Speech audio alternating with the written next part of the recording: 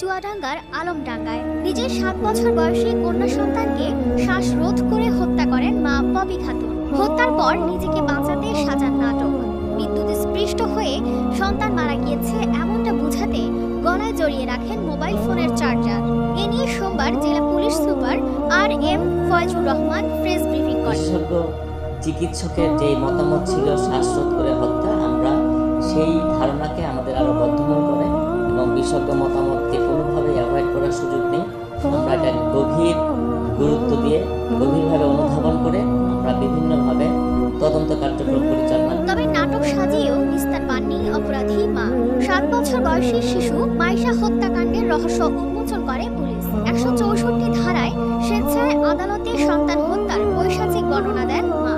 সুপ্রিয় দর্শক শ্রোতা, আইয়ামে জাহিলিয়াতের যুগে বাবা তার মেয়েকে নিজ হাতে হত্যা করতেন বালু চাপা দিয়ে। তো আইয়ামে জাহিলিয়াতের ওই যুগে বাবা সন্তানকে হত্যা করতেন, এমন ঘটনা অহরহ ছিল। এরপরে একটা পর্যায়ে এসে আল্লাহ সুবহানাহু ওয়া তাআলার কাছে তওবা করতেন, আল্লাহ রাব্বুল আলামিন তাদেরকে ক্ষমা করে দিতেন।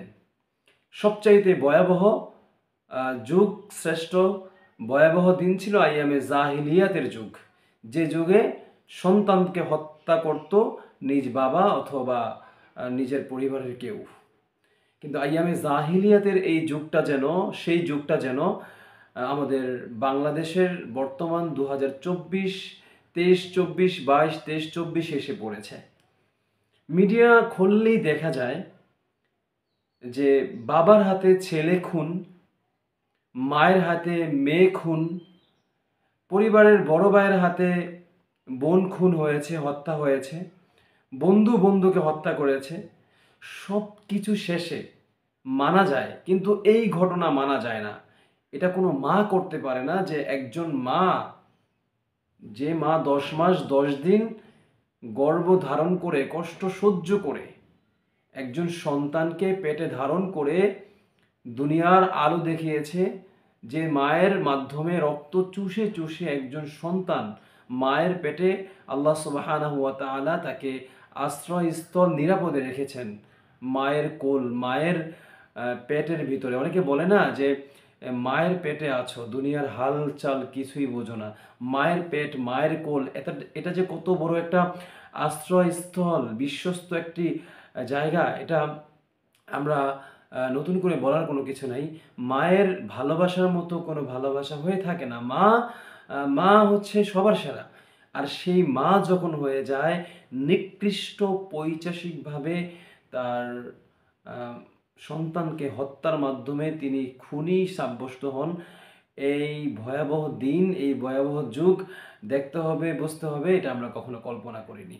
আর এই মা যে এত বড় অপরাধীর সাথে জড়িত হতে পারে, সন্তানকে বাঁচাতে গিয়ে মা হত্যা হয়েছে, স্বামীকে বাঁচাতে গিয়ে স্ত্রী হত্যা হয়েছে, এমন ঘটনা আমরা শুনেছি, দেখেছি, স্বাভাবিক লেগেছে আমাদের কাছে। কিন্তু একজন মা তার সন্তানকে হত্যা করে আবার সেই হত্যার দায়ভার কারেন্টের উপর চাপাই দিতে চাইছে, কিন্তু ঘটনা উন্মোচন করেছে প্রশাসন। একটা পর্যায়ে দেখা গিয়েছে যে মা তার মেয়েকে হত্যা করেছে। কি কারণে হত্যা করলো? বিভিন্ন বিবাহ শাদী হয়েছে, বিচ্ছেদ হয়েছে, সেই যন্ত্রণা সহ্য করতে না পেরে বাবার বাসায় থেকেছে। বাবার বাসায় থাকার পরে আশপাশের মানুষের কথা শুনতে না পেরে, সহ্য করতে না পেরে তার সন্তানকে হত্যা করেছে। এবং কি আমরা মনে করি যে বিবাহ হবার পরে একটা সন্তান হয়ে গেলে স্বামীর কাছে আটকা পড়ে গেলাম, এটা আমরা অনেকে মনে করে বাচ্চা কাচ্চা নেয় না, এই অনেকে এটা মনে করে, কিন্তু একটা পর্যায়ে বাচ্চার হয়ও না। আর আমরা মনে করি মেয়েরা যে বাচ্চা হয়ে গেলে স্বামীর কাছে আটকা পড়ে গেলাম, এই বাচ্চা নিয়ে আমি এখন যাবো কোথায়। হয়তো এই ঘটনা বা এই কথাটা মাথায় চিন্তা করেই এই মেয়েটা, এই মা নামের কুখ্যাত নারীটা এই মেয়েটাকে হত্যা করে ফেলেছে। এজন্য সবাই সবার, একজন শিশু কার কাছে নিরাপদ? আসলে একজন শিশু কার কাছে নিরাপদ? মায়ের কাছে যদি নিরাপদ না থাকে তাহলে কার কাছে নিরাপদ? সর্বশেষ আশ্রয়স্থল ছিল মায়ের কোল অথবা মায়ের ভালোবাসা। সেই জায়গার মধ্যে যখন কলঙ্কিত হয় মায়ের ভালোবাসাগুলো, তখন আর আমাদের বিশ্বাসগুলো একদম ধুমড়ে মুচড়ে সব শেষ হয়ে যায়। চোখের পানি আর বুকের ব্যথা ধরে রাখা যায় না।